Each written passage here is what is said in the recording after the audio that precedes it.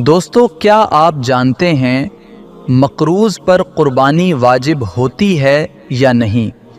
جواب: اگر مقروض یعنی جس کے ذمے لوگوں کا قرض ہو کے پاس موجود کل نصاب میں سے قرض نکال کر اتنا مال باقی بچے جو 52.5 تولے چاندی کی مالیت کے برابر ہو تو قربانی واجب ہوگی، اور اگر قرض کو نکالنے کے بعد اتنا مال باقی نہ بچے تو قربانی واجب نہ ہوگی۔ دوستو، کیا آپ جانتے ہیں قربانی کس پر واجب ہوتی ہے؟ جواب: ہر مسلمان مرد اور عورت جو بالغ ہوں، مقیم ہوں، مالک نصاب ہوں اور آزاد ہوں تو ان پر قربانی واجب ہوتی ہے۔ اس سے معلوم ہوا قربانی ان پر واجب ہوتی ہے جن کے اندر درج ذیل 5 شرائط پائی جائیں: مسلمان ہونا، مقیم ہونا، آزاد ہونا، بالغ ہونا، مالک نصاب ہونا۔ سوال: اگر کوئی شخص مالک نصاب ہو مگر اس کے پاس نقد رقم نہ ہو تو کیا اس پر قربانی واجب ہوگی؟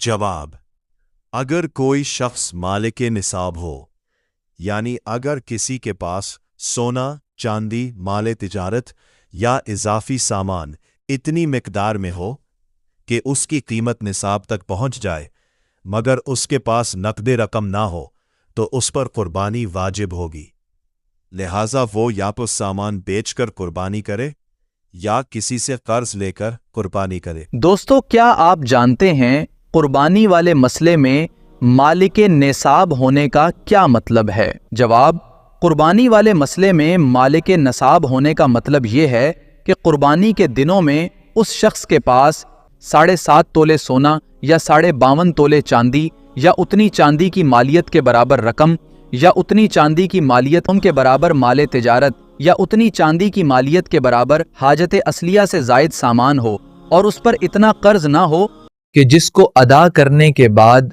نصاب باقی نہ رہے۔ سوال: کیا عورت پر قربانی واجب ہوگی؟ جواب: اگر عورت مسلمان ہو، عاقل ہو، بالغ ہو، مقیم ہو، صاحب نصاب ہو تو مرد کی طرح اس پر بھی قربانی واجب ہوگی۔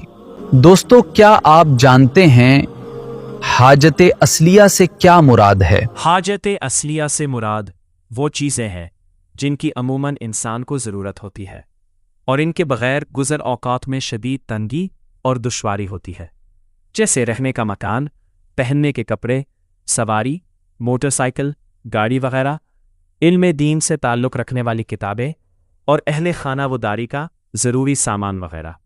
نوٹ: حاجت اصلیہ کی تعریف پر غور کرنے سے معلوم ہوگا کہ روزمرہ کی چیزیں حاجت اصلیہ میں داخل نہیں ہوں گی، اور اگر ان کی قیمت دیگر نصاب کی چیزوں کے ساتھ مل کر 52.5 تولے چاندی کی مالیت کے برابر ہو گئی تو قربانی واجب ہو جائے گی، جیسے 1 ڈیکوریشن پیسز، 2 سینریز، 3 سال بھر بالکل استعمال نہ ہونے والے برتن، 4 سال بھر بالکل استعمال نہ ہونے والے کپڑے، 5 ضرورت سے زیادہ بالکل استعمال نہ ہونے والا مکان وغیرہ وغیرہ۔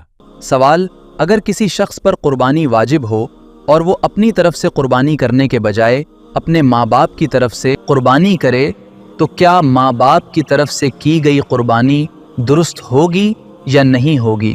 جواب: جس شخص پر قربانی واجب ہو اور وہ اپنی طرف سے قربانی کرنے کے بجائے اپنے ماں باپ کی طرف سے قربانی کرے تو ان کی طرف سے قربانی درست ہو جائے گی، لیکن اس پر اپنی طرف سے قربانی کرنا واجب تھی اور اس نے اپنی طرف سے قربانی نہیں کی تو واجب کو چھوڑنے کی وجہ سے گناہ گار ہوگا اور اس کے سر سے اپنی قربانی کا بوجھ نہیں اترے گا۔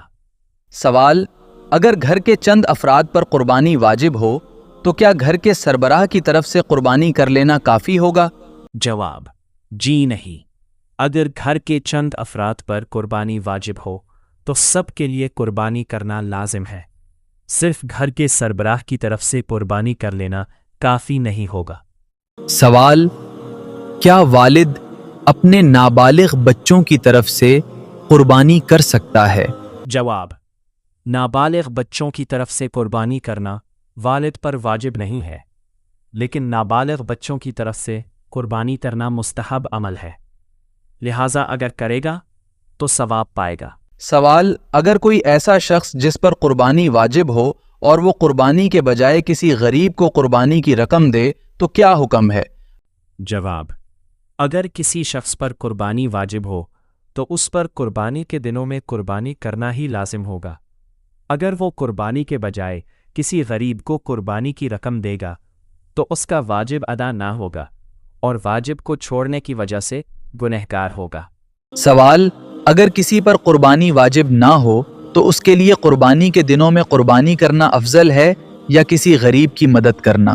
جواب: اگر کوئی شرعی فقیر ہو اور اس پر قربانی واجب نہ ہو تو بھی قربانی کے دنوں میں کسی غریب کی مدد کرنے کے مقابلے میں اس کے لیے قربانی کرنا افضل ہوگا، کیونکہ حضور علیہ الصلوۃ والسلام نے فرمایا، جو روپیہ یوم النحر کے دن قربانی میں خرچ کیا گیا اس سے زیادہ کوئی روپیہ پیارا نہیں۔ ایسی سچی اور سبق آموز ویڈیوز کے لیے ہمارا چینل ضرور سبسکرائب کریں اور بیل آئیکن دبا دیں۔